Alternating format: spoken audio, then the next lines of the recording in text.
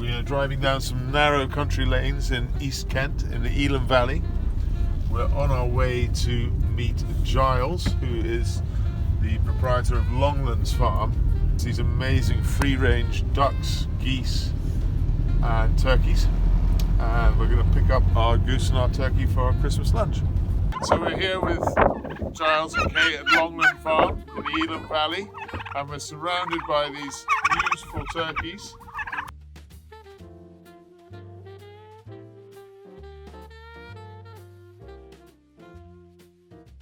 So it's Christmas Eve and we're getting our turkey ready for tomorrow. And what we're going to do is we're going to brine it. This will help keep the flesh moist, help build the flavour, and make it a bit easier to cook as well. To work out how much brine you need, take a big pot, big enough for the turkey, pop it in. Doesn't matter if the legs don't fit in, like this. And then I'm just going to cover with cold water. And what we'll do then is once we've covered the bird with cold water, we'll measure how much cold water we've got, and that will give us an indication of the right proportions of sugar and salt to add for our brine. To make the brine, I've measured out here the ratios that we need. We've got 8 litres of water, so that calls for 800 grams of salt, which I have here. I'm going to put 400 grams of sugar into that. So I'm using dark brown sugar here, but it could be any soft brown. Handful of peppercorns, some orange zest into the pan. I've got some sage over here. You could be putting some thyme in there. And then I'm going to measure in 4 litres of water. So half the amount of water that we need is going to go into the pan. And the reason why we do that is once we've dissolved the sugar and the salt in the 4 litres of the pan, we're going to add either 4 kilos of ice or 4 litres of cold water, and that will get the brine to the right temperature. It needs to be cold before we add the turkey. I've cooked my salt and sugar into the 4 litres of water. I've added 2 kilos of ice, 2 litres of cold water, so I'm back up to 8 litres. I've got my turkey, and into the brine she goes. And that's it. And we'll just, if we're doing this on Christmas Eve, which we would be, you probably don't need to refrigerate it. I mean, maybe just keep it outside.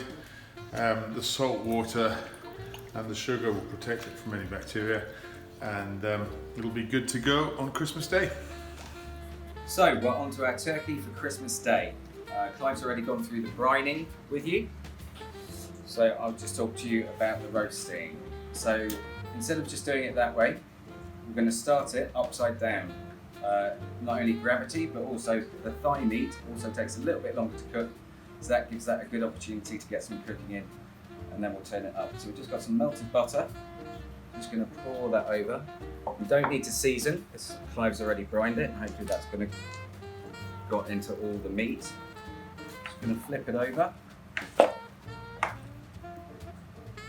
Bit more butter. And then it's quite important when you're roasting a big bird or a big piece of meat to protect it from the tray so it doesn't get direct heat. You can use a wire rack or just a trivet, but we've made one out of vegetables, so just carrots and onions and celery, and that will help collect the roasting juices as well and help us with our gravy. Pop that into an oven upside down for about half an hour, about 160, and then we're just going to turn it around in the oven, because even if you've got a great convection oven, it's never quite that even. So we're just going to flip it around, and that will help it cook evenly. I've looked through my Christmas Day case, and I've selected this wine, Chateau Barraille de Blanc, Saint-Emilion Grand Cru, and I've chosen this one to go with our turkey, which is perfectly cooked over here. We've made our bread sauce, our gravy's ready, cranberries. Cranberries. So controversially, potentially, my darling wife Finn, on her Thanksgiving dinner, does a cranberry salsa. I think it's fantastic. It's a little fresher and just a little bit different. So the cranberries we've just blitzed in a food processor. We don't puree, just kind of finely chopped. And in that we're going to put, say, 200 grams of cranberries, 1 Granny Smith apple, fine dice, 2 spring onions, finely sliced up, and about half a red chilli, finely diced, a bit of chopped coriander. Coriander's in, a little bit of orange zest, a little bit of sugar for these guys. Good squeeze of the orange juice, and the cranberries can be quite acidic, so we need to counter that with a little bit of sugar, not too much, probably a couple of tablespoons. Looks nice and vibrant. It's probably best if you make this the day before and all those flavours get to know each other. You'll get a little bit of juice out, because the salt and sugar will draw a little bit of moisture out of the cranberries and the apple, and that's a great accompaniment for the turkey. Just going to carve a little bit off here. The colour's fantastic. We have red sauce. We've got our New Jersey Cranberry Salsa. Some gravy. And we've got Barrel de Blanc, which in the Corny and Barrow office it's known as Barry White. And one of my favourite songs from Barry White is You're My First, My Last, My Everything.